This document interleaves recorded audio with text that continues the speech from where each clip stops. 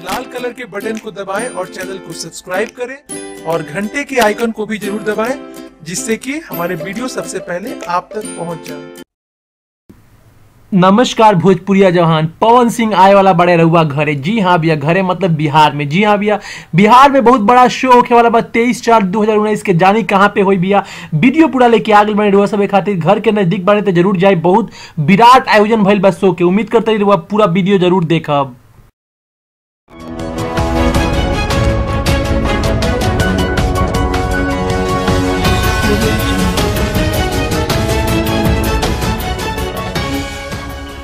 नमस्कार भोजपुरिया जहान, जे सबसे बड़ा पवन सिंह के फैन बा वीडियो के सबसे पहले लाइक करी और कमेंट में लिखी पवन सिंह के बारे में लिखी, वह सबसे बड़ा फैन कहा। और हम आगे वीडियो में नया वीडियो में पोकर नाम लेवे वाला बनी फैन के। चलिए भैया खबर पे रुक कर जाओ। भैया वो बता दी पवन सिंह आए वाला बड़े अपना क्षेत्र में। जी हाँ भैया, बिहार आवत है पवन सिंह बहुत बड़ा शो करे खातिर। भैया शादी महाउत्सव में शो करे खातिर आवत है। एगो बियाह में उनकर के निमंत्रण कर गई बटे शो खातिर और वो आवत है। रोआ के हम बताए वाला बानी वीडियो के अंतिम में कि कहाँ पवन सिंह आए वाला बड़े। जी हाँ भैया, रोआ सब के हम बताए वाला बानी, पूरा वीडियो के देखी। पवन सिंह भैया आए वाला बड़े शुभ विवाह महोत्सव में, जो उनकी 23/4/2019 में बाटे। और भैया ग्राम मझिलसा, थाना रघुनाथपुर और जिला सिवान।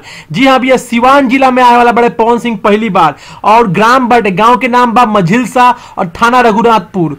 हम यह उम्मीद करते नहीं जे नजदीक बा पवन भैया से जरूर जाई शो में और पवन भैया के शो के सुपर डुपर हिट बनाए। हालांकि भैया रोआ सब जानते बनी पवन सिंह के का शो होला और का गाना मचे वाला बा वो दिन। उम्मीद करते हैं रोआ सब जरूर नजदीक, जे भी नजदीक के ग्राम में बाटे भैया, जे भी नजदीक के जिला में बाटे, रोआ सब जाए और पवन सिंह के हौसला बढ़ाई। पवन सिंह के संगे खूब सारा मस्ती प्यार करी जाए। उम्मीद करते हैं रोआ सब जरूर जाए। भोजपुरी स्टार ट्यूब से अविनाश के रिपोर्टिंग दिल्ली। वीडियो के लाइक शेयर कमेंट कर बिल्कुल ना भुलाई।